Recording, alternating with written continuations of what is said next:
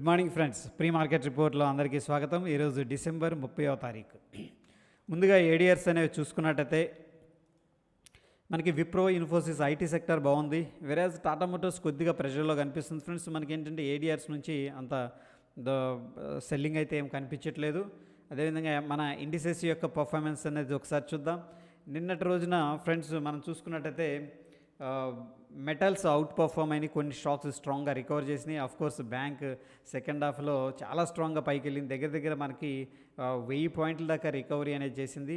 Course service sector, PSU bank and financial services, ఏదైతే bank financial services ఉన్నాయో వీటిల్లో ఏంటంటే మనకి స్ట్రాంగ్ మొమెంటం అనేది నిన్న సెకండ్ హాఫ్లో చూడటం జరిగింది ఫ్రెండ్స్. వెరాజ్ కొద్దిగా సెల్లింగ్ ప్రెషర్ ఉన్న దాంట్లో మనకి Nifty media, FMCG, mid cap, energy వీటిల్లో కొద్దిగా ప్రాఫిట్ బుకింగ్ అయితే కనిపిస్తుంది. కొద్దిగా ఫ్రెండ్స్ మనకి ఫార్మా అయితే చాలా వీక్గా ఉంది నిన్నటి రోజున. చూద్దాం ఈరోజు ఏమన్నా రికవర్ అవుతుందేమో.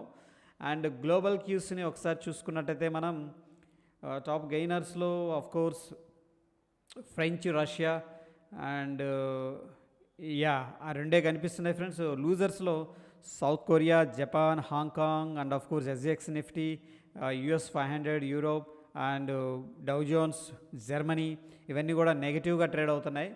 Based on the global cues అయితే మనకి చెప్పుకోదగ్గ స్ట్రెంత్ అయితే కనిపించట్లేదు ఫ్రెండ్స్. ఇకపోతే టెక్నికల్ సమరీ చూడాలనుకుంటే చూడొచ్చు. ఇక్కడ చూడండి ఫ్రెండ్స్, ఇక్కడ ఏంటంటే కొన్ని moving averages and oscillators base మీద ఏంటంటే ఈ యొక్క అవుట్కమ్ అనేది ఇవ్వడం జరుగుతుంది. 5 మినిట్స్ టైం ఫ్రేమ్లో స్ట్రాంగ్గా ఉంది, అంటే నిన్నటిది ఇది. 15 మినిట్స్ టైం ఫ్రేమ్లో స్ట్రాంగ్ బై ఉంది, 30 minutes time frame strong by ఉంది, డైలీలో స్ట్రాంగ్ బై అనేది ఉంది. సో కొంతమంది ఏంటంటే ఓన్లీ ఇండికేటర్స్ దాని యొక్క రిజల్ట్ ఎలా ఉందని చెక్ చేసుకోవాలనుకుంటే ఈ యొక్క సెట్టింగ్ కూడా మీరు చేసుకోవచ్చు.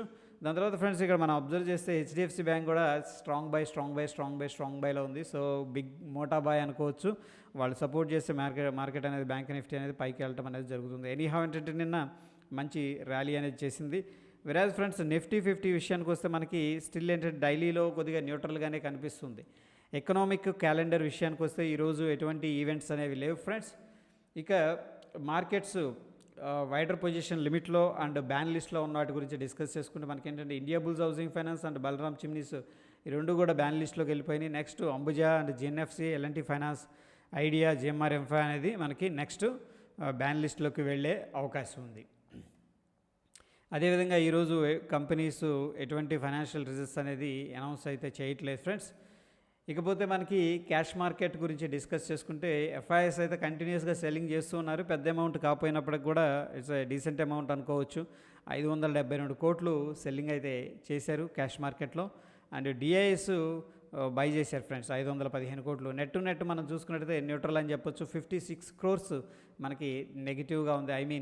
క్యాష్ మార్కెట్ నుంచి ఎగ్జిట్ అయినట్టు కనిపిస్తుంది. ఎఫ్ఐఎస్ డిఐఎస్ డేటా అనేది ఒకసారి చూసుకున్నట్టయితే సో ఫ్యూచర్ అండ్ ఆప్షన్స్ బట్టి ఈ అవుట్కమ్ అనేది తీసుకోవడం జరుగుతుంది ఫ్రెండ్స్. ఇక్కడ ఎఫ్ఐఎస్ అయితే లాంగ్ పొజిషన్ బిల్డప్ చేసినట్టు, క్లయింట్ షార్ట్ పొజిషన్ బిల్డప్ చేసినట్టు, అదేవిధంగా మనకి ప్రొప్రైటరీ షార్ట్ పొజిషన్ బిల్డప్ చేసినట్టు, అదే డిఐఎస్ అండ్ ఎఫ్ఐఎస్ ఇద్దరు కూడా లాంగ్ పొజిషన్ బిల్డప్ చేసినట్టు ఇక్కడ చూపిస్తూ ఉంది.